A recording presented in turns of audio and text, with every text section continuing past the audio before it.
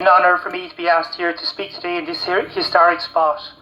I too come from a land of mountains and rebels, from County Kerry, and when old Ireland's cause seemed to have been beaten into the dust in centuries past, it was these mountains that proved our only friends. And so, from the glen of Aherlow and such fern-covered valleys elsewhere, came generations of men and women who would not submit, who would not yield, who would not bow to the foreign oppressor or his native slaves.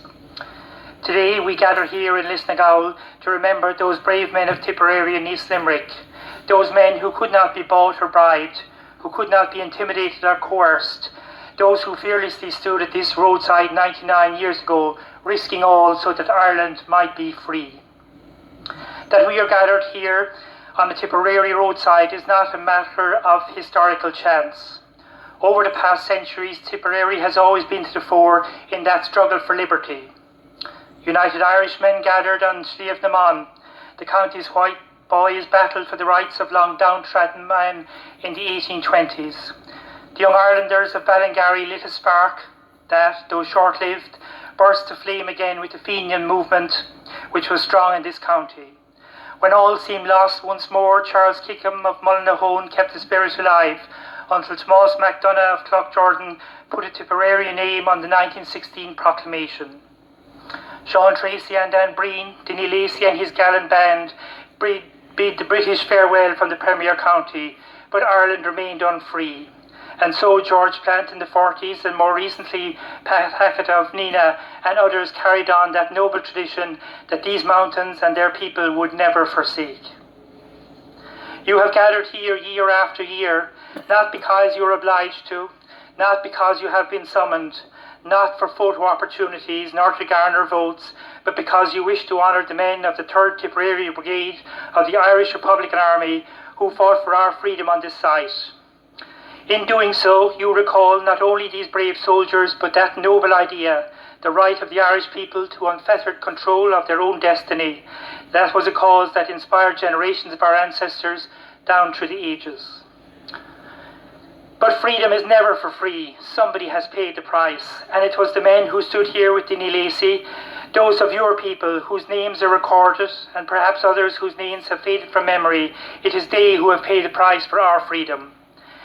They asked not, nor cared less to be remembered, but we do remember, and such remembrance is our small tribute to those noble few. Today, it is government policy that in commemorating the events of a century ago, that such occasions should be inclusive, that we should recall equally all participants in that war for independence, as many who willingly sided with the Empire were also Irishmen. This, we are told, would be a sign of our maturity as a nation. The past, they tell us, can be commemorated but not celebrated. It has become apparent that the ideals of men such as Dinny Lacey and his comrades have become an embarrassment in the Ireland of today.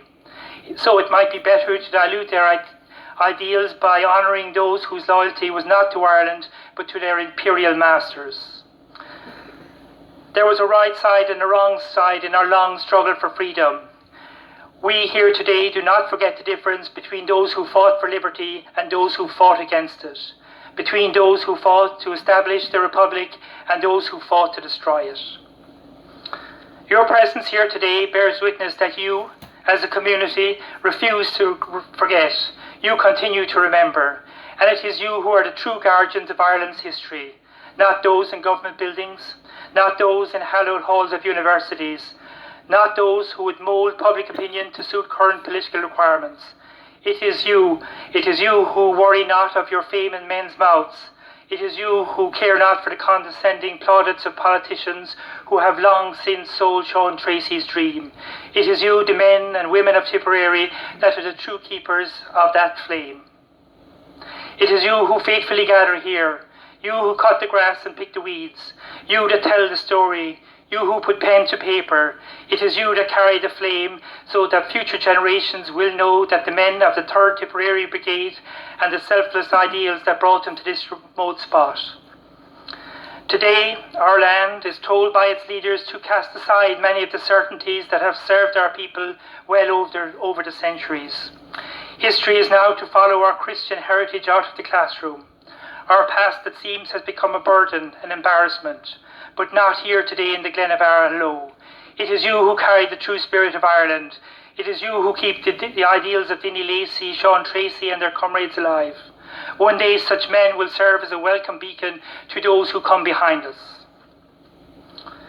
If you were to believe what passes for history in today's media, it was Michael Collins and Eamon de Valera who single-handedly freed Ireland from British rule. But history does not record that de Valera ever fired a shot against Ireland's enemies, and the only gun Michael Collins ever fired was in the seconds before his own death. Certainly both men contributed to the cause, but in reality it was the volunteers who stood here in Linagaul. It was those who were termed gunmen fighting in the streets and alleys of Dublin, and it was what are nowadays called terrorists coming from the mountains and the glens. It was these patriots who actually freed Ireland, and it is such men and women that we honour here today. Their names will be recalled but by a few, but it is important to remember that it has always been the loyal few, on Drown Beag Dealish, though small in number and great in spirit. It is they who have kept Ireland's soul alive in the darkest of times. History was made here on the 13th of November 1920. It was also made in Drumkeen and Kilmichael and Crossbarry, Solohead Beag, and it was ordinary men doing extraordinary deeds. The history of Ireland has always been thus. But while the deeds and sacrifices of selfless men and women have created our history, others have tried to control that history and to use it to serve current political requirements. They alter the narrative to secure their own political positions. The idealism that brought Dinny Lacey and men to this spot will be diluted. It will be misrepresented.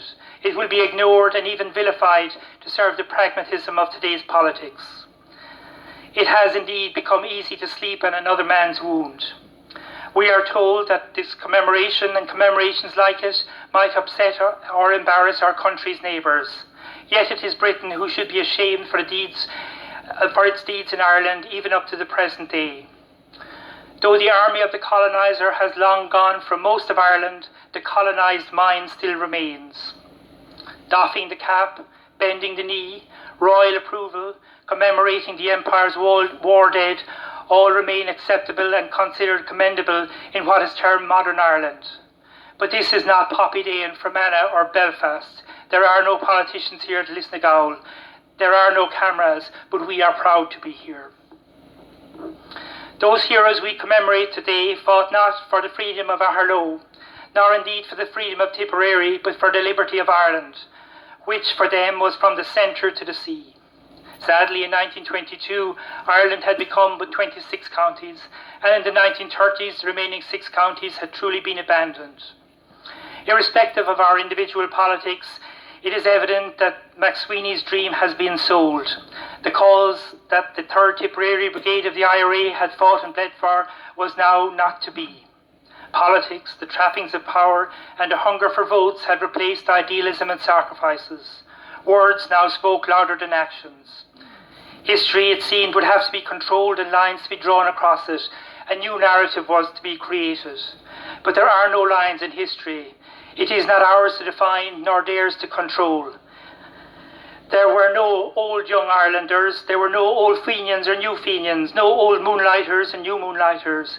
Dinny Lacey and those who fought here were not soldiers of the old IRA, as this monument declares, but volunteers in the Irish Republican Army, and that they were proud to be. There was never an old IRA, though to claim to be a member of such might have got you some political favours or a pension or a bit of land from the Land Commission. It has always been the same old cause and the same methods since Irishmen of centuries ago first challenged British rule in the Glen of Aherlow. It ill befits us to distort history, and should we do so, we too will become revisionists.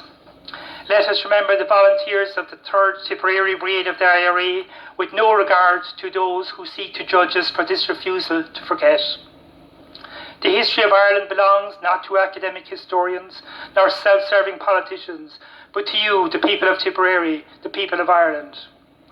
It is guarded and treasured as our heritage by you, the few, so the future generations will know and perhaps be inspired to create an Ireland that will be a fitting memorial to the soldiers of Linagaul. Those men were of your people, and your presence here demonstrates your pride in those who fearlessly fought for Ireland's freedom. A century ago, the footsteps of those great men quickly disappeared in the November dew from the fields of Linagaul as the victors left the scene of battle to fight another day.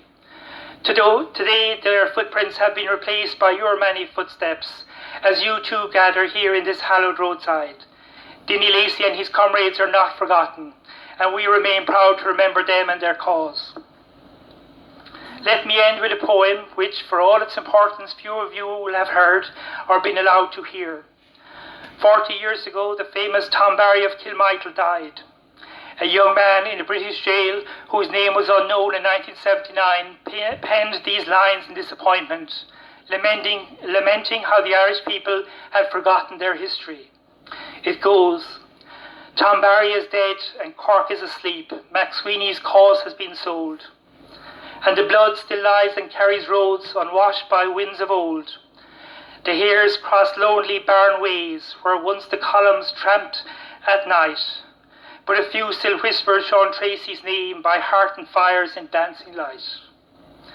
A few do still whisper Sean Tracy's name by heart and fires in dancing light, and that is you, the few who gather here today, the few who refuse to forget. The poet's name the whole world would know 2 years later when Bobby Sands died for the same old cause. Gormahu Villéir agus Queenie go Megera Fos e Caught Miguir.